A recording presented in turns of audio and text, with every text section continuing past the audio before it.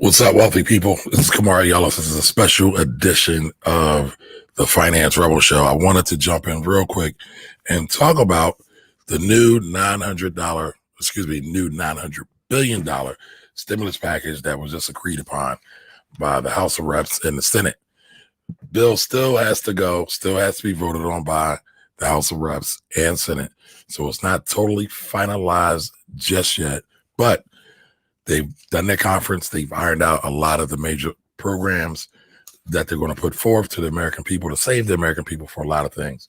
So I made a list of a bunch of the key things, and I'll give you some of my commentary as well.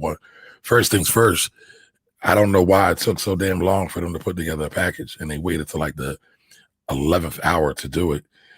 Government is about to run out of funding, and so, they kind of had their feet to the fire. But you have roughly 12 million Americans who are due to lose unemployment benefits like right after Christmas. And they wait till like December 20th on a Sunday. Now, stuff always goes down on a Sunday. If you go back to like the Great Recession, when we saw the bank collapses and the Bear Stearns and all that, they were doing a bunch of Sunday night or weekend deals. Bear Stearns collapsed, Lehman collapsed. So it seems like they love to do things on Sundays. I don't know why they had months and months and months to do this. The last bill was a $2.2 trillion package that came out in roughly March.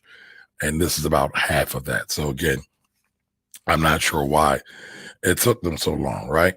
But again, some of the key provisions, all of the legal ease and the legislative notes are not out just yet. But this is what I got. I had to read a couple of different sources to try to get a good read on everything. But direct payments, $600. So they're going to do direct payments of the $600 for each adult and child in the household up to 17 years old, right? Up to 75,000 K. So a household can make up to 75,000 K. So that's the one thing that they're doing. That's a good thing. All right.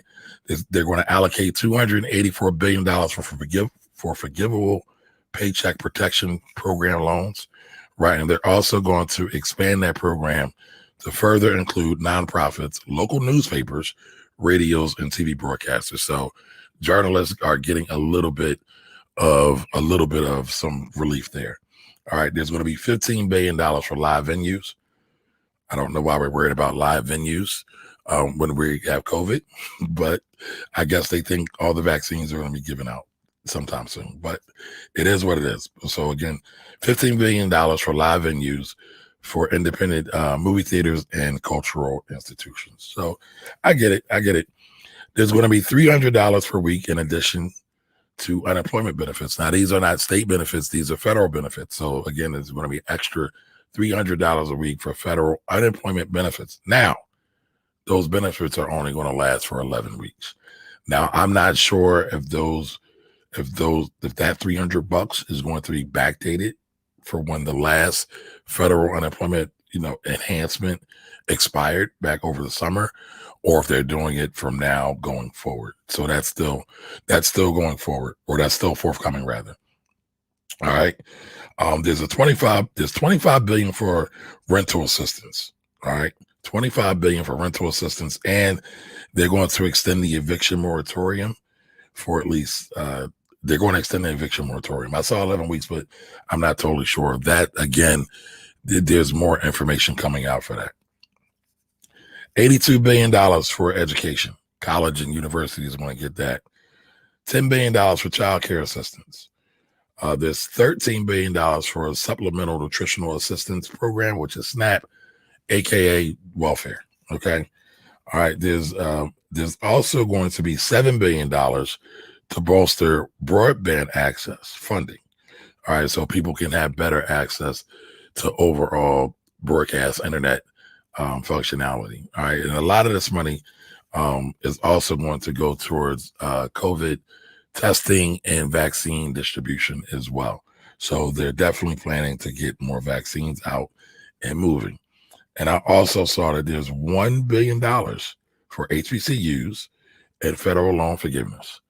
So HBCUs can use all the help they can get, but it's $1 billion. We'd like to see it to be more, but this is a stopgap. And they have a lot of other things that are coming down the pipe. But like I said at the very, very beginning of this broadcast, is that this still has not been voted on. So don't get too happy. All right, it's not been voted on. House of Reps have to vote on it. The Senate has to vote on it, and then ultimately has to be sent up to the president and have the president sign on it. All right, there's a lot at stake. They waited till the last minute, as usual. They do that quite often. And so we'll see. But it looks like they finally got the moxie to do kind of what's right for the American people. I think it's very lacking. There's another issue that I'm a little disappointed in, that they don't want to give funding or extend credit to local governments, state and local. And I think that makes absolutely no sense. That's something that the Republicans push for. I know some people were a little disappointed, and the Democrats, they felt the Democrats should have held on stronger, held on longer. But again, we're dealing with a deadline. And so this deadline, again, is working with this more Republican-centered Congress, right? We have more people in the Congress right now. They are not going out until next year. All right. So again, it's still going to be a lot coming. This is just a stopgap, but at least they're getting some relief. Again, at least they're getting some relief to people in terms of unemployment extension, in terms of rental assistance, because I believe there's 12 million Americans. There's 12 million Americans that were due to lose unemployment, and I couldn't even quantify how many Americans were due to lose their rental eviction moratorium. So, a lot of people were worried that landlords were going to go march down to landlord-tenant court and start evicting folks. Because, I get it. A lot of folks, a lot of these landlords, a lot of these property owners have had to go into their savings, into their coffers, and still make mortgage payments. Some of them also get to qualify for the federal mortgage moratorium. Now, there wasn't any say about that and what's going to happen. But like I said, all the legislative notes aren't here just yet. They are due to come out. But I wanted to get this out and talk about it just in case anybody was worried about their unemployment running out. So at least it looks like they'll have unemployment, but don't get too excited just yet. You know what they say, it ain't over till it's over. But listen, anybody have questions about this or want to talk about this, drop a comment. What do y'all think about this new $900 billion stimulus program? Do y'all think it's a good thing, or do you think it's a bad thing?